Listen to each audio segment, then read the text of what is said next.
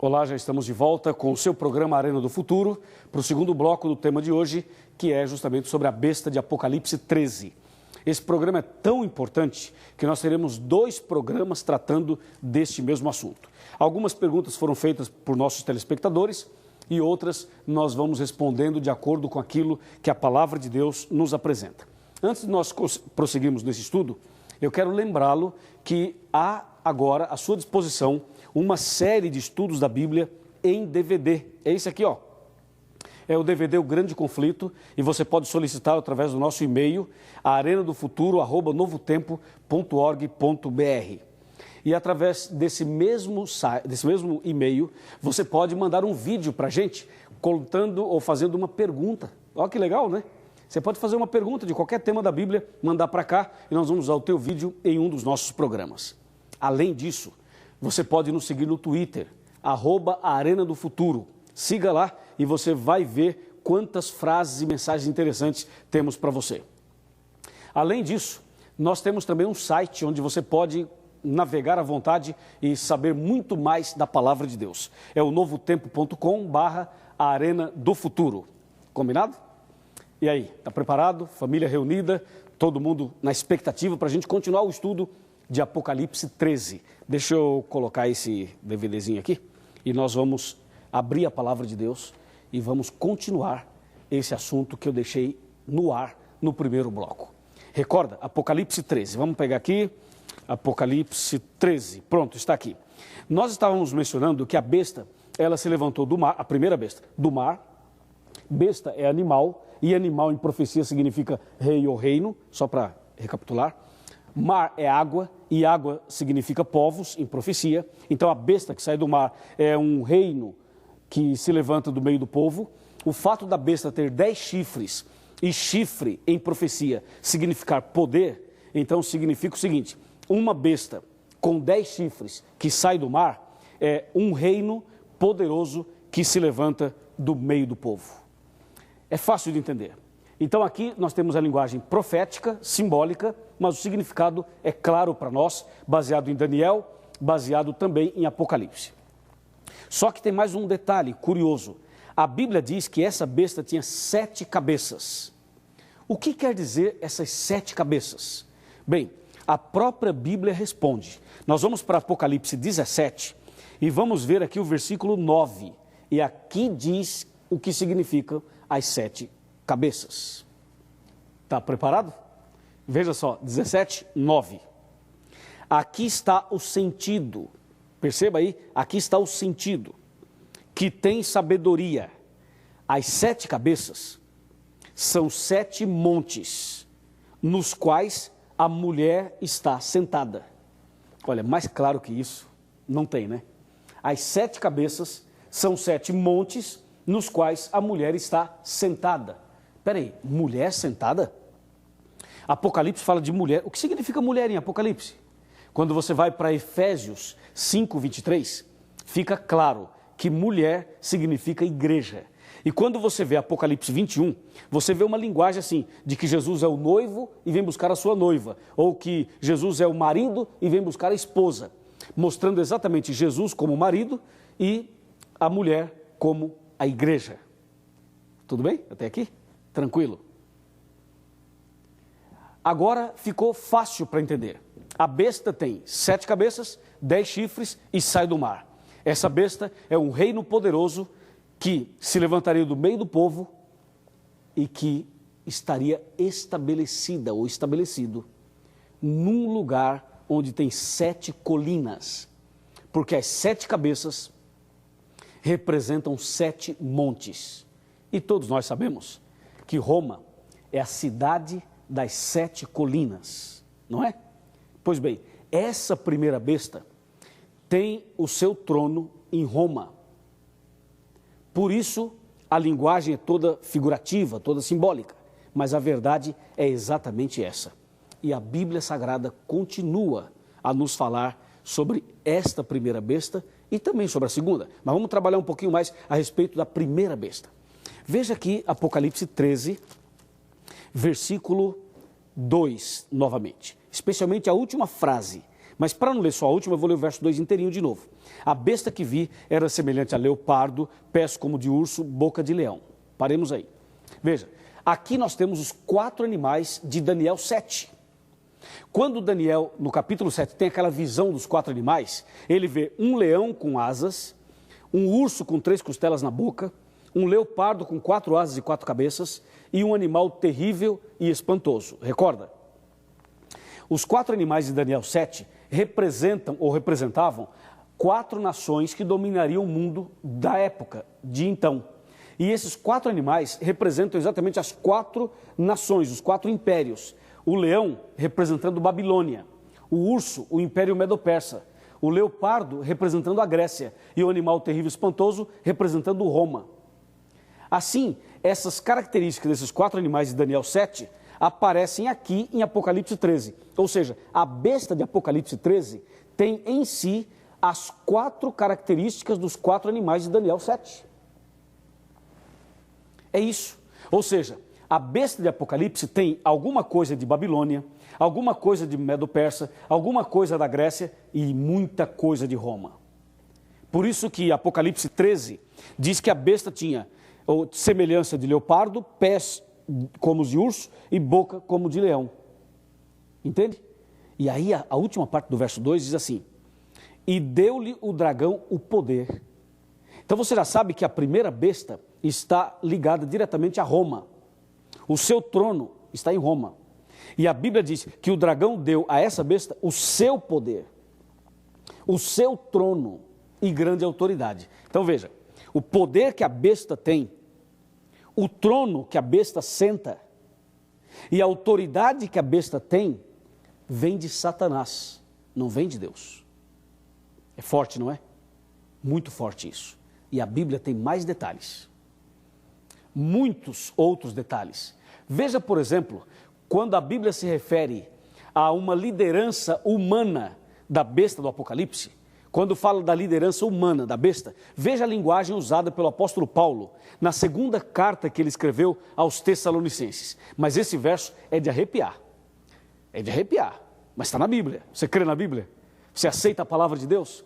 Você tem fé na palavra de Deus? Você aceita tudo que está aqui?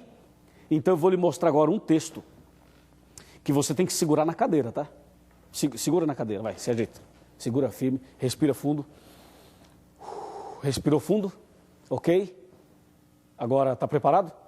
Porque eu vou lhe mostrar um texto que pode revolucionar seus pensamentos, que pode revolucionar teu coração, a sua fé, a sua ou seus princípios e a sua postura diante da Bíblia, diante de Deus e diante da igreja. Eu vou lhe mostrar um texto onde você vai ver a posição da liderança humana da besta de Apocalipse 13, cujo trono está em Roma. Vamos ver? Segunda carta de Paulo aos Tessalonicenses. É Bíblia, entendeu? Não é papelzinho, folhinha, não. É Bíblia aqui, está aqui, ó. Olha só.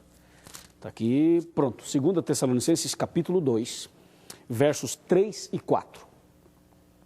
Ninguém de nenhum modo vos engane, porque isto não acontecerá sem que primeiro venha a apostasia e seja revelado o homem da iniquidade, o filho da perdição. Veja, homem da iniquidade, filho da perdição.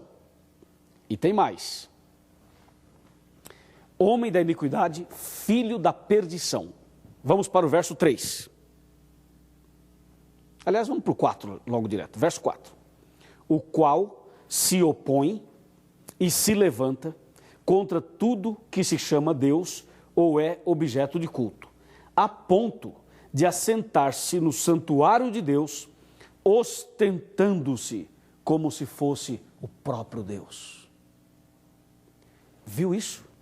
Eu li o verso 3 e o verso 4. E para quem ligou a televisão agora, eu estou lendo segunda carta aos Tessalonicenses, capítulo 2, versos 3 e 4. Aqui fala do homem do pecado, do filho da perdição, e fala também que ele se opõe e se levanta contra tudo que se chama Deus ou objeto de culto, a ponto de assentar-se no santuário de Deus, ostentando-se como se fosse o próprio Deus. A besta de Apocalipse tem uma liderança humana e tem uma influência espiritual do ponto de vista negativo, é claro. E essa junção do espiritual e do humano cria um movimento mundial que tem sido um instrumento maligno para levar uma mensagem perigosíssima às pessoas, uma mensagem perigosíssima à vida de milhares e milhões de seres humanos, de nações, povos, tribos e línguas. Por isso o Apocalipse 13 é uma advertência para todos nós, uma advertência e uma revelação. Essa revelação não para por aqui, essa revelação vai longe, ela continua. Enquanto eu falo para você, eu abro em Apocalipse 13 e chamo a sua atenção para o versículo 5. 13, verso 5. Está pronto?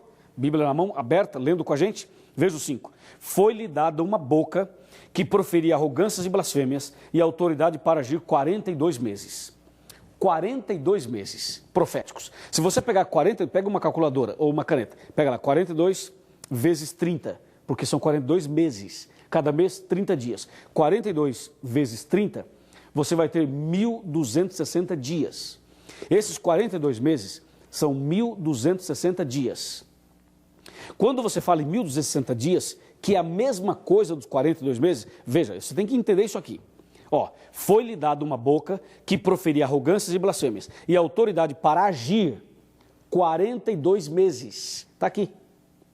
Multiplica 42 vezes 30. Vai dar 1.260 dias. Ou seja, a primeira besta iria dominar e iria perseguir os cristãos por 1.260 dias. Ou 42 meses, como diz aqui. E quando você vai para Apocalipse 12, capítulo 12, verso 6, olha o que acontece. 12, 6. A mulher, porém, fugiu para o deserto, onde lhe havia Deus preparado lugar, para que nele a sustentem durante 1.260 dias. Ou seja, o domínio da besta, que levaria a besta a perseguir os cristãos por 42 meses, e você multiplica por 30, dá 1.260 dias. Quando você vai para Apocalipse 12, verso 6, você vê que a mulher, isto é, a igreja, seria perseguida. Então você junta as duas coisas e fica claro. A besta de Apocalipse 13 perseguiria a igreja verdadeira. A igreja verdadeira seria perseguida por 1.260 dias proféticos, ou 42 meses proféticos. Então, quem persegue? A besta. Quem é perseguido? A igreja. A igreja verdadeira seria perseguida pela besta de Apocalipse 13. E o período é 42 meses proféticos ou 1.260 dias proféticos. Quanto é um dia profético? Quando você vai para Ezequiel 4, 6 e 7 e Números 14, 34, você descobre que um dia profético equivale a um ano. Portanto, esses 1.260 dias aqui de Apocalipse 12, verso 6, são 1.260 anos. Porque um dia profético equivale a um ano. Em outras palavras, resumindo tudo, o final da história é: a igreja de Deus verdadeira seria perseguida pela besta de Apocalipse por 1.260 anos. Anos literais. E você sabe em que período da história aparece esses 1.260 anos de perseguição? Você sabe, mas eu vou lembrá-lo. É exatamente no período da Idade Média. A Idade Escura, a idade em que ficou conhecida como época da Inquisição, das cruzadas, das perseguições. Recorda? A gente estuda na escola, na 5ª série, 6ª série, 7ª, 8ª, ou 8º ano, ou 9º ano, na faculdade também. Todo mundo já estudou ou estuda sobre o que aconteceu na Idade Média, sobre a perseguição aos cristãos na época da Inquisição, em que o sistema papal, em que o sistema religioso de Roma perseguiu, matou, queimou Bíblias, torturou pessoas, não é verdade? Tudo isso aconteceu.